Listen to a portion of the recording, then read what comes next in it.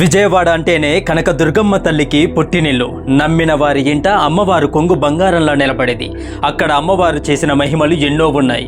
అమ్మవారు ప్రతిరోజు విజయవాడ నగర సంచారం చేస్తూ ఉంటుంది. దానికి గుర్తుగా ఇప్పటికీ ఎందరో భక్తులకి, కొండ మీద రాత్రి నిద్రించే భక్తులకి అమ్మవారి కాలి గజ్జల చప్పుళ్ళు వినిపిస్తూ ఉంటాయి.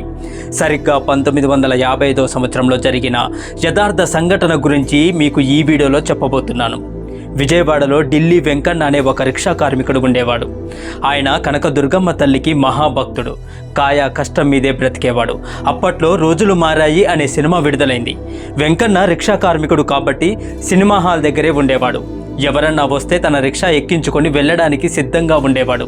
ఇది ఇలా ఉండగా ఒకరోజు అర్ధరాత్రి ఆట ముగిసే సమయంలో rickshaw Venkanna Maruti talkies cinema hall దగ్గర ఉండగా సినిమా హాల్ లోపల నుండి ఒక పెద్ద ఆవిడ ఎర్రటి చీరలో నుదుటిన పెద్ద బొట్టుతో వచ్చి ఢిల్లీ వెంకన్న రిక్షా ఎక్కి ఇంద్రకీలాద్రి దగ్గర దింపమని అడిగింది. అమ్మవారి ఢిల్లీ వెంకన్నతో మాట్లాడుతున్న ఆయన, అర్ధరాత్రి సమయమైంది కదా, మొత్తం చీకటిగా ఉంది. అర్ధరాత్రి వేళ దుర్గమ్మ తల్లి గ్రామ సంచారానికి వస్తుందని అంటారు కదా, నీకు భయమయ్యట్లేదా నాయనా అని అడిగింది. దానికి సమాధానంగా ఆ రిక్షా వెంకన్న, కనక దుర్గమ్మ తల్లి ఎవరో కాదు, మా అమ్మే, అమ్మలగన్న అమ్మ. తల్లి దగ్గర బిడ్డలకు భయమెందుకమ్మా అన్నాడు ఢిల్లీ వెంకన్న. కొంత దూరం వెళ్ళగానే ఇంద్రకీలాద్రి గుడి వచ్చేసింది. ఆయన రిక్షా ఆపి ఏ ఇంటికి వెళ్ళాలమ్మా అని అడిగాడు. వెనక నుండి సమాధానం లేదు. అదేంటి అని వెనక్కి తిరిగి చూశాడు. అంతే, అమ్మవారు రిక్షాలో కనిపించలేదు. చుట్టుపక్కల చూడగా పక్కనే ఉన్న అమ్మవారి గుడి మెట్లు ఎక్కుతూ కనిపించింది. అదేంటమ్మా, డబ్బులు ఇవ్వకుండానే వెళుతున్నావు అని అడిగాడు వెంకన్న. నీ తలపాగాలో పెట్టాను చూసుకోనాయనా అంది అమ్మవారు.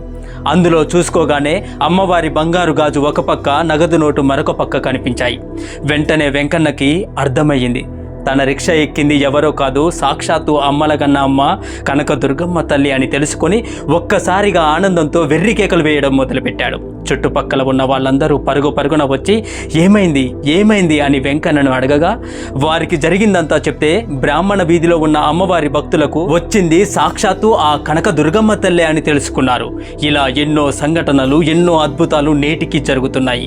మీకు ఈ వీడియో నచ్చితే జై శ్రీ కనకదుర్గాయ నమః అని కమెంట్ చేయండి. అలాగే నాదొక చిన్న రిక్వెస్ట్, చాలామంది వీడియోస్ చూస్తున్నారు కానీ సబ్స్క్రైబ్ చేసుకోవట్లేదు.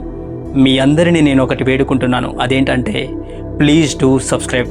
హరే కృష్ణ.